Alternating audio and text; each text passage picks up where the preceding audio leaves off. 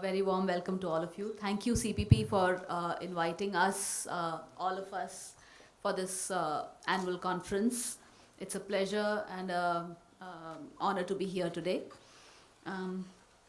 The session that I have been asked to moderate is on scaling livelihoods for persons with disabilities.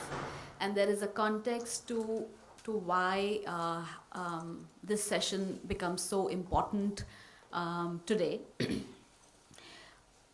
Over the last decade and a half, there has been a paradigm shift in the field of livelihoods for the 2.68 crore persons with disability in our country.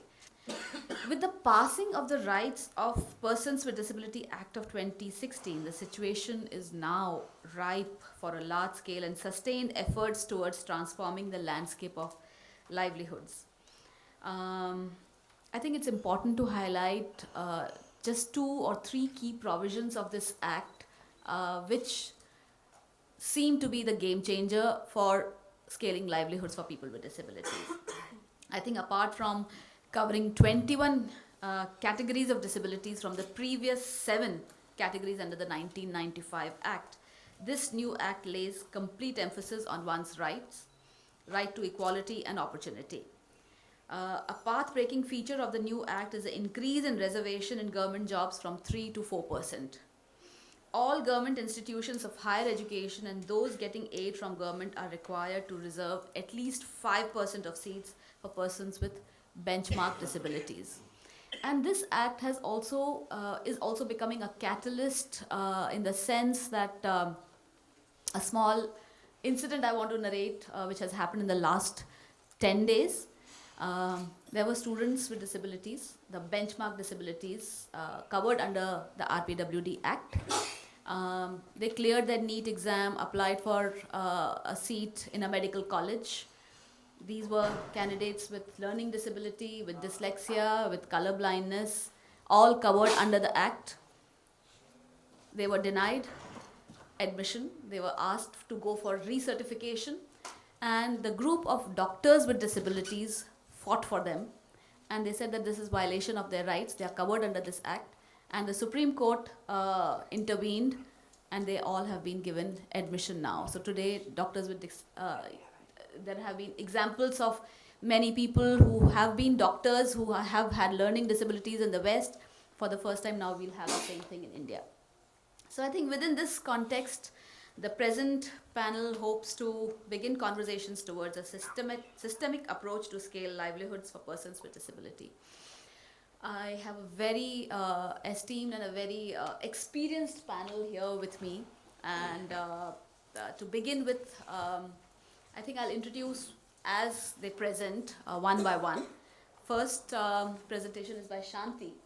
Shanti Raghavan is the founder and chief enabler at Enable India. Shanti has rich grassroots experience in livelihoods of persons with disability. She's an Ashoka Fellow and has won several awards for her work in the disability sector. For example, she won the Helen Keller Shell NCPDP Award in 2005, the President's National Award in 2010, the Times Now Amazing Indian Award in Global Indian category in 2012, and was a finalist in Indian Social Entrepreneur of the Year Award in 2016, among many others. She is on the governing council of Skill Council for Persons with Disability. Shanti has been recognized by Business Today magazine as the most powerful women in business in 2017 in the Women of Impact category. Shanti has been a dear friend and we have worked for more than a decade now. So over to you, Shanti. First of all, I want to thank Professor Mukta for actually just conceiving this whole panel for CPP. And with the permission of the folks and the respected guests, the respected speakers, I'll just get started.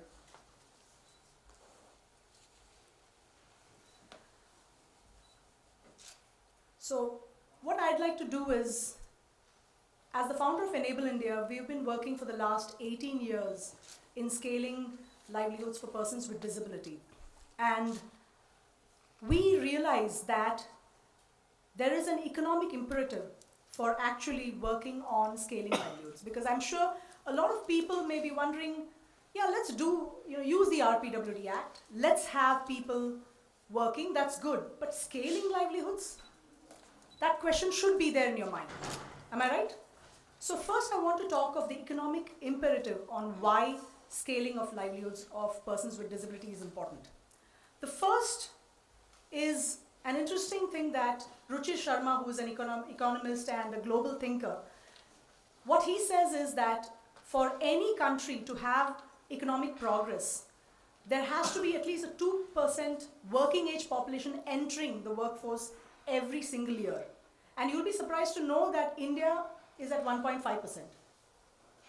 And he has mentioned that more women need to enter the workforce. For example, in Bihar, it's 2% of women entering. And he's also spoken about senior citizens.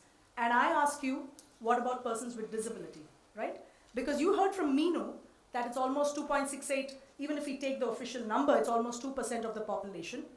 And we feel with the 21 disabilities and other things, it's actually, if you take the WHO estimate, it's actually 15% of the population.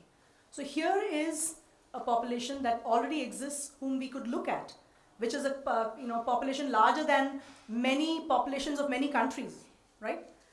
The interesting thing is, even among this working age population, if they get into an accident, because the information we have from the ILO report is that 20 to 50 million persons become disabled in road accidents every year. So many of them would be getting disabled. And just imagine what would happen to that 1.5% figure. So already you can say that there is economic decline if we don't look at this. I'm not getting into jobless growth and things of that nature. That's a different thing to discuss. And what is also said is that by excluding persons with disability, there is a GDP loss because of this. So my question to everybody here is there an opportunity by scaling livelihoods for persons with disability, can we contribute to economic growth? By the way, just since we may have people with vision impairment in the audience, if there's anything on the slide that needs to be read out, I will be reading it. The interesting thing is, while we've been scaling livelihoods, we found that disability has much more to offer. So I must tell you, I'm very excited to tell you about this. We always say that when there is poverty and there's somebody who's disabled, it results in more poverty. And I can tell you, we can break out of the cycle. When we did a survey, we found out that 81% of the candidates are actually supporting their families. 35% are primary breadwinners. It was done in a smaller survey, so I can't say it constitutes everybody. And in the rural areas, we found 70% supporting their families. So there seems to be an opportunity that we can break out of the cycle. The second, interestingly, is that disability helps us to leverage human potential where it is right now. We can tap current potential by using the solutions that we have created for persons with disability. For example, there are counting solutions for people with intellectual disability. So if they can't count till 20, there's a nice solution, and I can discuss that later. I won't tell it to you now. Break ke baad, you will get excited to know about it later. So that counting solution could also help an illiterate who also may not know how to count. So we can use the current potential rather than waiting for skilling to happen. We could do that. The next is, leaders when they have worked with disability, they have started growing in their ability to include differences, to be able to see value, to be able to see potential where you don't see it. When they do that with disabled, suddenly they're able to do it with others, like you and me, who also sometimes are not utilized well. Sometimes a leader does not know how to get the best out of us. So the includability quotient of the leader improves. I do have more information on the includability quotient that we have developed. And interestingly, disability has solutions that can help us to prepare for the flux or the problems in the 21st century. Nuclear families, less support system. More inabilities. I'm not talking about a physical disability. I'm unable to do something because I have a small family. If one of my child is sick or my parents are sick, so many inabilities crop up. And there are lessons that we can take from disability there. We have longer lifespans now. There are a lot of psychological issues that are coming. So we have answers from disability livelihoods that can be used and tapped. I want to mention one thing. When we are talking about scaling livelihoods, I want to be very clear that when we say livelihoods or employment, it means performance. Because otherwise, what are we scaling? We're not scaling value. And if you can't scale value, it's not going to work. So here, for example, if this bank clerk sitting in a State Bank of India is doing work, there will be hundreds of clients coming, large crowds. And he has to be able to handle that. He or she has to be able to handle that. If there's a person who's hearing impaired, there can be no excuses if you're a process associate. You're clearing a check and you can't make mistakes. The accuracy has to be there. If you're in a rural area like here, Gaurama, these two ladies both are disabled. If they are doing self-employment and they both are actually having a grocery store, they had to improve their performance where they started selling new products. They started selling petrol in their grocery store because they needed to attract more customers, cool drinks, etc. So if they don't do that, their business is going to go down. It's as simple as that, right? Economics works that way. Even if you're a person with autism spectrum, and if you have to, for example, Asha here, she works as a software tester at SAP Labs. And she actually works more than 12 hours sometimes. We almost have to tell her, hey, take a break, right? She travels 30 kilometers. Jobs, wherever the job is, you have to go there. The job is not going to come into your home. So she does that. And if you think it's restricted to only persons with single disability, let me correct you. Here I'm showing you this boy Pradeep, who's intellectually disabled, hard of hearing, low vision. He's a Beka Malik. And if he has to do his work well, that's the only way he's going to get his money. So it's important to keep this context when we talk about scaling livelihoods. And just to give you a better idea about what happens when value gets created. When the person works well, they go every day with respect, they gain respect. And when a person with disability or any one of us gains respect, we start thinking of solutions, we start leading our life with dignity. And that's represented best by this this pump, hand pump. Because I was talking to one of a wheelchair person who's from Uttar Pradesh, Sonbhadra district. And he's a good worker. So I told him, Dinesh ji, आपको पैसा मिल रहा है, आप उसके साथ क्या करते हो? What do you do with the money you earn? He said, let me tell you what I've done. When I was in Sonbhadra, my mom used to carry water long distances, and I could not help her. I could not help her. But today I have money and I made a hand pump, and now she can take water right in her house. And that's a solution that he has done. See what happens when you create value. But let's talk money, because money always talks. So, the annual median per capita income in India is 616. I saw another one which said 1,000. But nevertheless, if I take this as the number, we have placed people who are deaf-blind. That means they're visually impaired, hearing impaired, and they cannot speak. And they're earning 4 times more. I'm not saying we've placed many, we've placed 2, 3 only. But they're earning more than the median income. Person with intellectual disability earning 3 times more, and in a big MNC.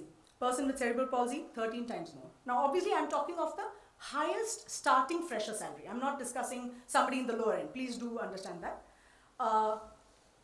43 times more for a person with physical disability, vision impairment and hearing impairment. And person in the autism spectrum, the highest, you saw Asha there, 14 times more. What I want to show you with this slide is these kind of salaries will be paid only if you are able to demonstrate value. So and this is not only for persons with one disability, it's happened with people with multiple disability having careers. So with this in mind, I want to tell you that all these years we've been able to create a blueprint for scaling livelihoods. And that's what I want to just tell you. And this blueprint works across diverse disabilities and populations. So here I'm showing you a livelihood framework which shows 2 columns, which are non-computer, which means education is less and computers is the right column, and different rows which represent visually impaired, hearing impaired, physically disabled. So each of these, whatever blueprint we're talking about, has worked across all of these. And interestingly, there is diversity in disability, within a particular disability. So you may think physically disabled, there's not one type of physical disability. There could be a person who's a floor walker who may have different needs, rehabilitation, jobs, solutions, everything differs versus somebody with crutches. Or a person with vision impairment, just as an example. I mean, there are many more for hearing impaired, etc., who may have side vision, central vision. So the solutions are different, jobs are different, training methodologies change, etc. So whatever blueprint we're talking about, covering all of this. With all of this, we've been able to create frameworks which transcend all of this, right? So the frameworks include how we can scale in a particular geography, where we don't focus only on skilling a person with disability, that is just D, disabled person in the whole deposit framework. It talks about how you work with the ecosystem, with people other than the disabled, how you scale opportunities, solutions, etc. In those days, we used to take people from the visually challenged, the hearing impaired, and the orthopedically challenged. But when I became the head of HR sometime in 2011, I found that all of these candidates were basically wallflowers. That is, they came to office, they were given a salary, but they were given no jobs. Now, as a result, what is happening is we had around 4,000 people of this category. So 4,000 people the bank was actually paying salaries to and getting nothing from, and not creating within that particular category any sense of self-worth or any sense of satisfaction for having got this particular job. Now, when I became chairman, therefore, we decided that we needed to do something about it. And actually, Enable India is the partner institution with which we did work on it. And what we did was, today I can tell you that of those 4,100, 90% are in fully abled roles, totally integrated to the extent that it is feasible. And very often the teams actually tell me that their productivity is far superior to the fully abled persons in the team. Now, how did we go about bringing about this change? The first, of course, is to identify a suitable job role and then match it with the capability of the PWD employee. Now, for doing that, you may find a job that a PWD employee can do, but it still may need a lot of enablement by giving certain tools, by ensuring that even our core banking solution, for instance, for doing a particular job, you may need 11 keystrokes. Now, with the 11 keystrokes, it becomes very difficult for a disabled person to do it. So what we did was, we worked with TCS, who are providing us the core banking solution, to bring down that 11 to 3 keystrokes, which then comes within the ambit of the disabled people to do. But in the bargain, what also happens is everybody gets from 11 to 3 keystrokes, and to that extent, for everybody the time committed is less, the customer satisfaction becomes better. In fact, after seeing this, what we decided was that when we were going to have new software, invariably in the customer use development phase, we would have a few of our disabled employees over there to see how things can be made even more easy, because the easier it is, the better is the customer experience. So to that extent, these people actually provide very great inputs into the working of the institution itself, in ensuring that the jobs become simpler to perform, that they become more rationalized, that the customer experience itself goes up. Now, after you have created these enablers, then the next thing, of course, is that you have to actually train them. And in respect of the training, we trained these people, or we also trained the trainers. So, whereas 90% of these people have been trained, SBI now has over 120 trainers who are capable of training the disabled into doing various bank jobs. But we found that this is not enough. You need to also sensitize the group that is going to work alongside of the disabled. I'll give you a very simple example. When you are in a small group in an office, all of them decide suddenly, today is Friday, let's order some food from outside. Let's order sandwiches from outside. So the sandwiches come. Now, once the sandwiches come, everybody pays for it. But the disabled person doesn't. So what happens? Somebody, the senior in the group, pays for that person. However, what this does is, the next time they're ordering, they probably will not ask this person. Now, this is a real life example. So I, in fact, inquired, why is this happening? So they said, this person doesn't pay. So we sat with that person and asked, why are you not paying? Now, this person is highly resistant to any kind of numbers. So he has severe dyscalculia. So he is scared of taking out money. So how does he manage? He manages with a card. But when you are sharing food in an office environment, you can't use the card. So because of that, he's not taking out money. It's not that he doesn't want to pay. It's not that he doesn't have money. He just can't do it. So, basically these are the sensitivities you have to create. So what we did was, we told the team leader, henceforth, you will take 1,000 rupee, in those days there were 1,000 rupee notes. You will take 1,000 rupee from him and you will keep it in your pocket, and you will keep paying for him till the 1,000 is over, and then you will take the next. And the matter was solved. He was part of the group again. But you see, the problem is this group sensitization, unless it happens, very often the disabled person faces more and more barriers which does not enable his or her inclusion in the job. And without inclusion, mind you, the scaling of the job does not happen. You cannot make that person fully integrated. And last but not least, you have to create equal opportunities and level playing fields. And in this I mean, for instance, we had these people who were in the clerical cadre. They were not getting promoted to the higher cadre. Why? Because they were disabled. So we decided that that will not be the case. What is the way a person gets a promotion from a clerical cadre to a higher cadre? He has to give a written examination. So we made it possible for the disabled to have that written examination either in Braille or with a person who will be a writer. And wonder of wonders, in the year that we do it in 2017, the first 3 persons in the list were all disabled. So the fact of the matter is, once you give them that self-worth, once you enable them to do a job, the kind of delivery that they do is far beyond our expectations. And again, because we did it in such a large institution at SBI, I think this is something that can easily be scaled. So now, out of our 4,100 disabled people, 90% are trained and in full-scale roles. 120 trainers have been trained. And many of our trained employees, as I said, they have already qualified for promotions. Now, in order to ensure that this knowledge that we have gathered out of our own experiment does not get frittered away, we have created from our CSR initiative a Center of Excellence. And this Center of Excellence works in 4 areas. One is changing mindsets, and that is extremely important. Capacity building, of course, is required. Advocacy and recommendations are required, and research and development. And the progress that they have made is they've got MOUs with 12 public sector banks, because their processes and ours are very similar. So it can simply be replicated in their areas, as well as with Reserve Bank of India. And they are in talks with 6 more.